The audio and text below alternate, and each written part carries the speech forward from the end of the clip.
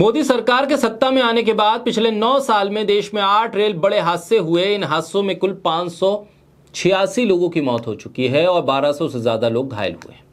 Bandra terminus Jodhpur Suryanagari express के 11 डिब्बे पटरी से उतरे थे। गुवाहाटी बीकानेर एक्सप्रेस के 12 डिब्बे पटरी से उतरे। उत्कल एक्सप्रेस हादसे का शिकार हुई। इंदौर पटना एक्सप्रेस ट्रेन पटरी से उतरी। कामायनी एक्सप्रेस और जनता एक्सप्रेस पटरी से उतर गई। देहरादून वाराणसी जनता एक्सप्रेस भी पटरी से उतरी। इन हादसों के कारण जानने की फुर्सत ना तो सरकार के पास है, ना गोदी मीडिया नफरती मीडिया के पास है। तभी तो सरकार से सवाल करने की जगह ये तो विपक्ष की साजिश बताता है गोदी मीडिया। तो कोई आरक्षण पे सवाल कर रहा है तो कोई शुक्रवार को लेकर ही संदेह कर रहा है। बोलता हिंदुस्तान पर मैं हूं आपके साथ फिर शाकिर अली बेग। गोदी मीडिया के एंकर संपादक ट्वीट कर रहे हैं बालासोर ट्रेन हादसे पर। गोदी मीडिया के पत्रकार ट्वीट कर रहे हैं तो आप देखिए उनके ट्वीट को, समझ जाएंगे कि आखिर किस पैटर्न पर ये ट्वीट हो रहे हैं।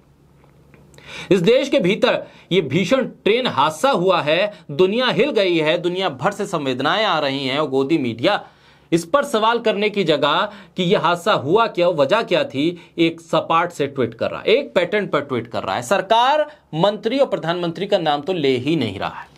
आम जनता दोषियों की जिम्मेदारी तय करना चाहती है। नरेंद्र मोदी की रेल नीति के फेल्यूर पर बात करना चाहती है। सवाल उठा रही है कि प्रति किलोमीटर 50 लाख खर्च करके तैयार किया गया कवच सुरक्षा प्रणाली का आखिर फेल क्यों हो गया। रेल मंत्री के इस्तीफे पर जनता सवाल कर रही है और पूछा जा रहा है कि रेलवे में पद क्यों खाली हैं, आखिर कर्मचारियों की कमी का खामियाजा आम जनता क्यों उठाए।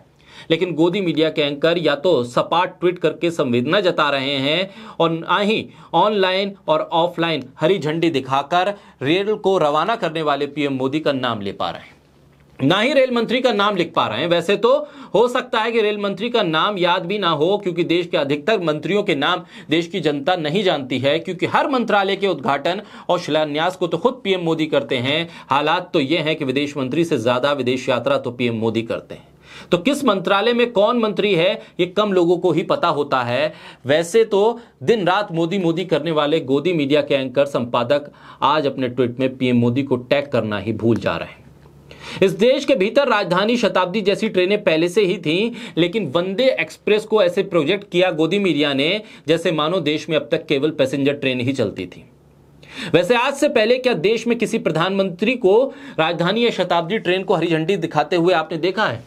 वंदे एक्सप्रेस को हरी झंडी दिखाने के इवेंट को ऐसे गोदी मीडिया ने बनाया मानो देश गोल्ड मेडल जीत के आया हो। वैसे मेडल लाने वाली पहलवानों को लेकर गोदी मीडिया से लेकर सरकार का रवैया आपके सामने है। मामला तो यह है कि जैसे ही खबर आई कि पीएम मोदी बालासोर जाएंगे तो गोदी मीडिया के एंकर ट्वीट करके माहौल बनाने लगे। कुछ नफरती मीडिया के संपादक तो ऐसे हैं जिनको इसमें साजिश नजर आ रही है और वो शुक्रवार को लेकर उनकी सुई अटकती नजर आ रही है। कह रहे हैं कि इसकी एनआईए से जांच कराओ। सुदर्शन न्यूज के सुरेश चौहान के कह रहे हैं कि वंदे भारत एक्सप्रेस पर खुन्नस में पत्थर मारे जाते हैं, पटरियों को काटने का काम पहले भी आतंकी कर चुके हैं। एनआईए ने आतंकियों को पकड़ा है, ट्रेन हादसे की जांच एनआईए करे। गोदी मीडिया के ट्रोल गैंग इसके लिए राहुल गांधी के बयानों को जिम्मेदार मानते हैं। माहौल बनाने की कोशिश में सरकार को ये बचाने का काम करते हैं। नफरती मीडिया के साथ अब ट्रोल गैंग भी इस पर हावी होता जा रहा है। वो भी ट्वीट करके इस पूरे मामले में सरकार को बचाने की कोशिश कर रहा है। ट्रोल गैंग की तरफ से ऐसे ऐसे नैरेटिव सामने रखे जा रहे हैं जिसको लेकर सोचने पर लोग मजबूर हो रहे हैं। ट्रोल गैंग कह रहा है कि इस हादसे का जिम्मेदार तो आरक्षण है, क्योंकि रेलवे में सबसे ज्यादा नौकरियां तो आरक्षण पाने वाले लोगों को मिलती हैं, लिहाजा उनकी खामी के चलते यह हादसा हुआ है। इस रेल हादसे के लिए आरक्षण जिम्मेदार है, सरकार जिम्मेदार नहीं। सरकार को बचाने के लिए कभी विपक्ष पर निशाना तो कभी आरक्षण को लेकर अपनी भड़ास निकाल रहा है। यह पूरा ट्रोल गैंग और नफरती मीडिया कह रहा है कि इसमें आतंकी हैं।